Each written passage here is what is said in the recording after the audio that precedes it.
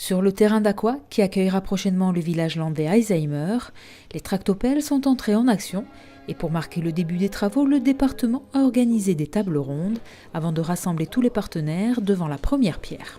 C'est un symbole particulièrement fort d'abord par rapport à l'initiative qui a été prise par le président Emmanueli. Il y a 5 ans que ce projet il a eu cette idée à la lecture d'un article du Monde et il a demandé à un certain nombre de mes collègues élus et des services du département d'aller se projeter en Hollande pour vérifier la pertinence d'un tel projet.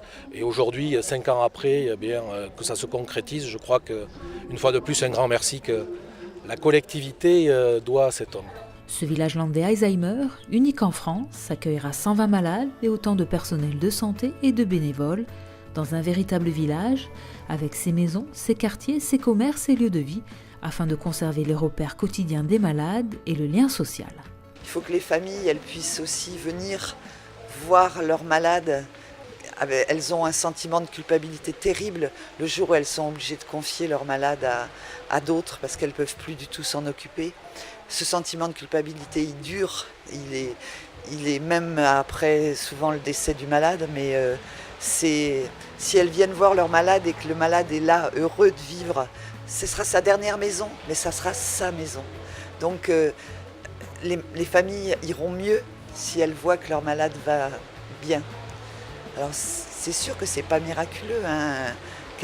Une personne malade, c'est quelqu'un qui quelquefois nous échappe, mais il y a tellement de moments où on peut se retrouver qu'il faut essayer. Ce village, c'est un bel espoir. Un bel espoir pour les malades et leurs familles, mais également une belle opportunité pour la recherche.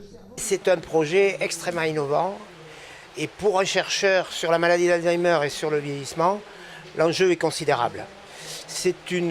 On ouvre une nouvelle voie dans la recherche sur ce type de maladie à un stade où quasiment personne s'y intéresse vraiment. En tout cas, des chercheurs en médecine et en biologie, à ce stade, il y en a très peu qui s'y intéressent. Et pourtant, l'enjeu est considérable parce que l'image de la maladie d'Alzheimer à ce stade est catastrophique dans l'opinion. C'est ce qui fait qu'on a peur de la maladie d'Alzheimer. C'est la deuxième peur après le cancer.